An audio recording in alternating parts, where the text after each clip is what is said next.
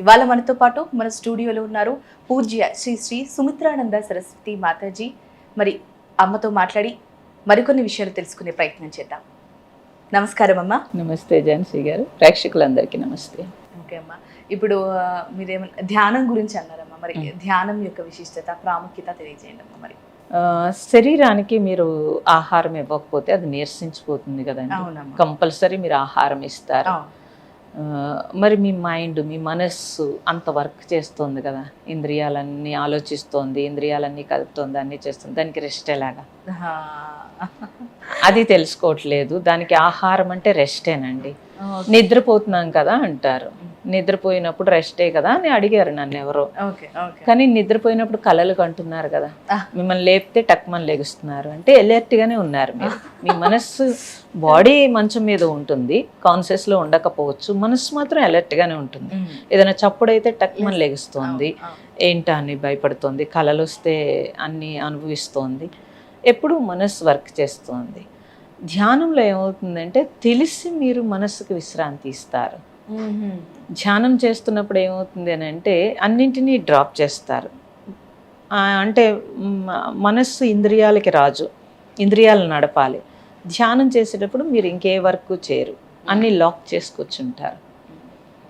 ఈ కంటికి దగ్గరగా మనస్సు ఉంటుంది కాబట్టి కంటితోటి బయటకు వచ్చేస్తుంది, కళ్ళు మూసేసుకుంటారు. ఇంకా లోపల ఆలోచనలు తెలుస్తాయి మీకు. లోపల చాలా మందికి స్పీడ్గా వెళ్ళిపోతుంటే ధ్యానం కుదరట్లేదు అంటారు. నేనేమంటానంటే, అంటే ధ్యానం అంటే ఏమీ ఆలోచించకుండా, లేకపోతే దేవుడి గురించి నామం జపిస్తూ అలా నామా? అలా ఏముండదండి, నామం ఏం జపించరు. ఏదో ఎక్కడో చోట ఒక ఫోకస్, పోని నామం కాకపోతే ఒక రూపం మీద ఫోకస్ పెట్టినప్పుడు దాని మీదే కాన్సన్ట్రేట్ చేస్తారు. లేదా భూమధ్య స్థానంలో కాన్సన్ట్రేట్ చేస్తే అక్కడ ఒక వెలుగు, లేకపోతే ఏదో సమ్ వాళ్ళకి ఏమనిపిస్తుంది అంతే. థాట్ అంటే వాళ్ళకి వస్తుందండి, రాకుండా ఉండదు.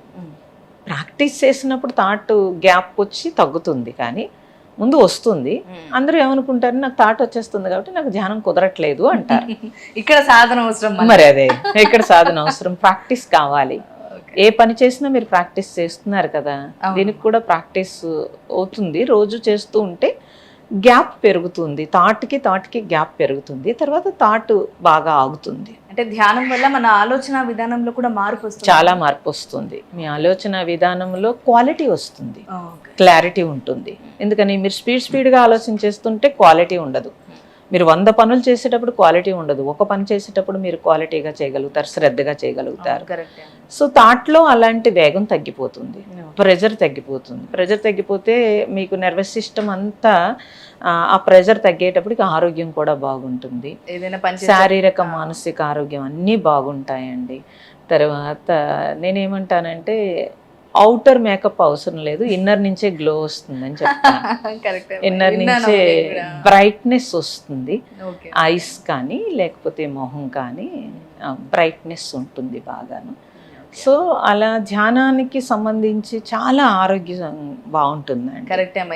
చిన్న చిన్న ఎగ్జాంపుల్స్ అంటే, ఏ రోజైతే మనము స్ట్రెస్ లేకుండా హాయిగా నిద్రపోయినప్పుడు మన ముఖం తెల్లవారుజాము లేస్తే అది బాగుంటుంది, ఎనర్జెటిక్ గా ఉంటారు.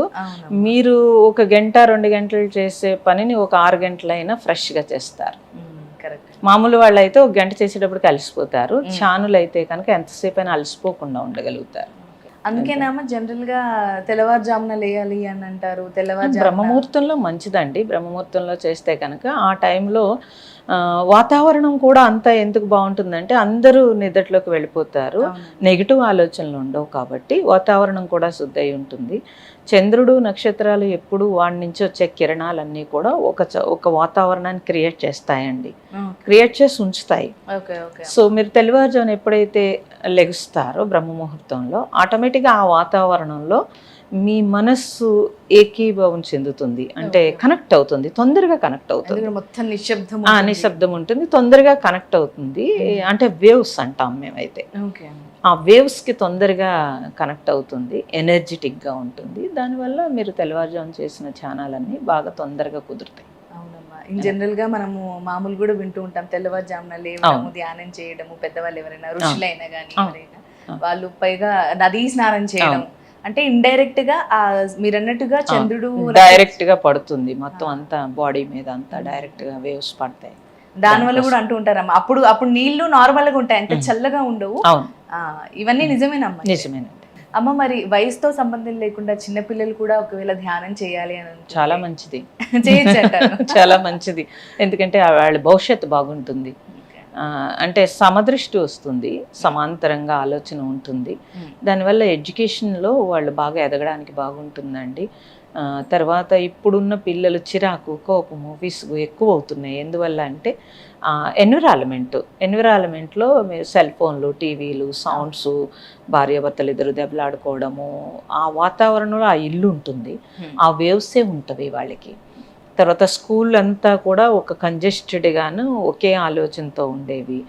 మీరు రూములన్నీ ఏసీలతోటి బంధించి బయట ఆక్సిజన్ లేకుండా ఉండడం వల్ల థాట్ ప్రాసెస్లో చాలా స్పీడ్ ఉంటుందండి, ఎనర్జీ తగ్గిపోతుంది. అలా తగ్గిపోవడం వల్ల పిల్లలకు కూడా అలా విసుగు, చిరాకు ఎక్కువైపోతున్నాయి. కాబట్టి వాళ్ళు ఎనర్జెటిక్గా ఉండాలంటే ఫుడ్ కంటే కూడా ధ్యానం వల్ల చాలా ఎనర్జెటిక్గా ఉంటారు. మేము పిల్లల మీద చాలా ప్రయోగాలు చేశాను నేను. ఓకే అమ్మా, చాలా బాగా మీరు అన్నట్టుగా మీ చిన్నతనంలో ఈ భగవద్గీత అన్ని ఎలా చదివించారో అది ఇప్పుడు పిల్లలకి ఇప్పటి నుంచి అలవాటు చేయాలండి. చేస్తే అది చాలా మంచిది. మా దగ్గరికి వస్తారు ఇప్పుడు ఐటీ జాబ్లో వాళ్ళందరూ, పాపం చాలా వాళ్ళని చూస్తే బాధ అనిపిస్తుంది. మేమే ఎనర్జెటిక్గా ఉంటాము, చాలా జీతాలు అయితే 2 లక్షలు 3 లక్షలు సంపాదిస్తారు, కానీ ఎందుకు జీవిస్తున్నావురా బాబు అన్నట్టు వస్తారు ఆశ్రమానికి. ఆ వయసులో ఆశ్రమానికి వస్తున్నారంటే వాళ్ళు ఇంకా ఎంత ఇబ్బందుల్లో రావాలండి. సో కాబట్టి నేను ఎప్పుడు చెప్తాను, అవుటర్ ఐటీ కాదు ఇన్నర్ ఐటీ ఒకటి ఉంది తెలుసుకోండి మీరందరూ అని చెప్పి. చూస్తే పాపం బాధ అనిపిస్తుంది. చాలా చిన్న వయసులో పీసీఓడీలు, లేకపోతే అబ్బాయిలకైతే హార్ట్ ప్రాబ్లమ్స్ ఇవన్నీ వచ్చేస్తున్నాయి. మరి మీరు అన్నట్టుగా ఈ బాధలతో ఎవరైతే బాధపడుతుంటారో, మానసిక ఒత్తిడితో ఉంటారో అలాంటి వారికి మీరు నయం చేస్తారా అమ్మా? అంటే తప్పకుండా. ఆశ్రమానికి ఎందుకు వస్తారండి వాళ్ళందరూ? ఎందుకు వస్తున్నారు? జాబులు మానుకుని వస్తున్నారు అంటే ఎందుకు వస్తారు? నయం అయితేనే కదా వస్తారు. ఆశ్రమంలో ఏ ఫీజులు ఉండవండి, అన్నీ ఫ్రీ, అన్నీ ఫ్రీ. కాబట్టి వాళ్ళు హ్యాపీగా ఉండొచ్చు ఎవరైనా సరే. ఆశ్రమం తెలియని వాళ్ళ కోసం అది ఎక్కడుందో? ప్రణవాశ్రమం అంటే కాకినాడ. మీరు యూట్యూబ్లో కూడా ప్రణవాశ్రమం కాకినాడ అని కొడితే ఇదిగో నేను ఇలాగే కాషాయంతో మైక్ పట్టుకుని ఉంటుంది పిక్చరు. సో దాని మీద చూసుకుంటే కనుక అందులో డాక్టర్స్ చెప్పినవి, మేము మా భక్తులు ఉన్నవి, నాది ఓంకారం మీద రీసెర్చ్ అన్నీ ఉంటావండి. క్లాసెస్ కూడా ఉంటుంది అందులో. సో చూడొచ్చు, అలా చూసుకోవచ్చు. అమ్మ, వచ్చిన వాళ్ళకి అదే రోజు మీరు ఆ సమస్యని తీర్చేసి పంపిస్తారా, లేకపోతే ఇప్పుడు అన్నిటికీ కొన్ని డేస్ ఒక పరిమితి ఉన్నట్టు దీనికి కూడా ముందు మాట్లాడతారండి? దాంట్లోనే ఫోన్ నెంబర్లు ఉంటవి, ముందు అసలు అపాయింట్మెంట్ తీసుకుంటారు, మాట్లాడతారు. సో వాళ్ళు కొన్ని సమస్యలు ఫోన్లోనే చెప్పేస్తాను నేను, ఫోన్లోనే వాళ్ళకి ఏంటి అనేది.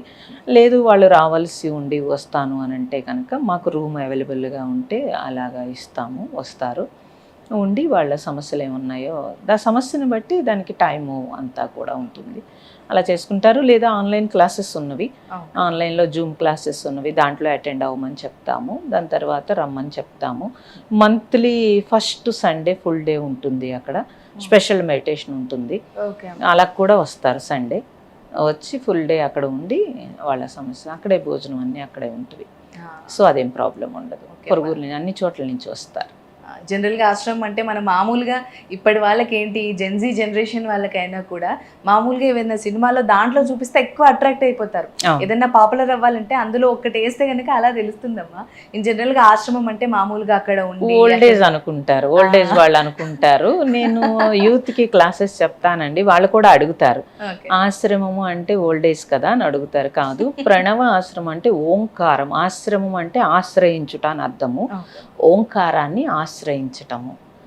నా దగ్గర ఓల్డ్ ఏజ్ వాళ్ళు ఉంటారండి, అందరూ యంగ్స్టర్సే ఉంటారు, ఎక్కువగా అక్కడ ఎడ్యుకేటెడ్ ఉంటారు. అక్కడికి వచ్చినప్పుడు మీరు అన్నట్టుగా ఎవరికైతే ఎక్కువ సమయం పడుతుందో జస్ట్ ఇన్ కేసులో అక్కడ ఉండడానికి ఏమైనా ఫెసిలిటీ ఉన్నాయి, రూమ్స్ ఉన్నవి, అన్ని 2 హాల్స్ ఉన్నవి. 1000 ఒక్కొక్క హాల్లో 1000 పీపుల్ పడతారు.